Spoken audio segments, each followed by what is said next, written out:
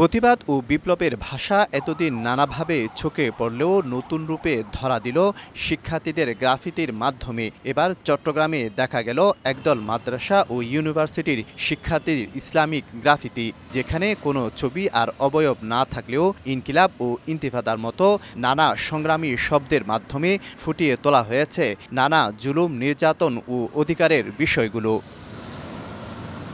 ছাত্র জনতার অভ্যুত্থান চলাকালে চট্টগ্রাম নগরীর জিসি মোড়, বহদ্দারহাট ও চকবাজারে শিক্ষার্থীরা নিপুণ হাতে দল বেঁধে এঁকেছেন এসব ইসলামিক গ্রাফিতি, যেটিকে তারা বলছেন সাংস্কৃতিক বিপ্লব ও পাশাপাশি সৌন্দর্যের প্রতীক। তারা এই সংস্কৃতি ছড়িয়ে দিতে চান সারা দেশে।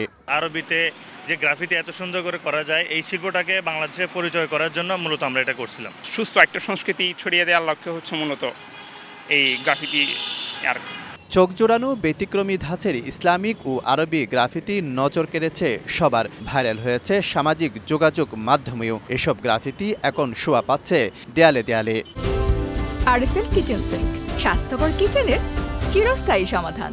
সবাই পতাকা লিখে হাতের ছাপ দেয়, তো আমরা অ্যারাবিকটার মাধ্যমে একটু পরিবর্তন নিয়ে আসি। এই এক্সপেকটেশনের বাইরে যে এত মানুষ আমাদেরকে ভালোবাসা দিবে, এত মানুষ আমাদেরকে সাপোর্ট দিবে, আলহামদুলিল্লাহ এটা আমাদের ফুল টিম এটার জন্য সবার কাছে কৃতজ্ঞ। ইসলামী গ্রাফিতির ধারাটি মধ্যপ্রাচ্য ও উত্তর আফ্রিকায় খুবই জনপ্রিয়। গ্রিকদের পর মিশর ও আব্বাসীয় সাম্রাজ্যে এটির প্রচলন শুরু হয়। শফিকুল আলম, সময় সংবাদ, চট্টগ্রাম।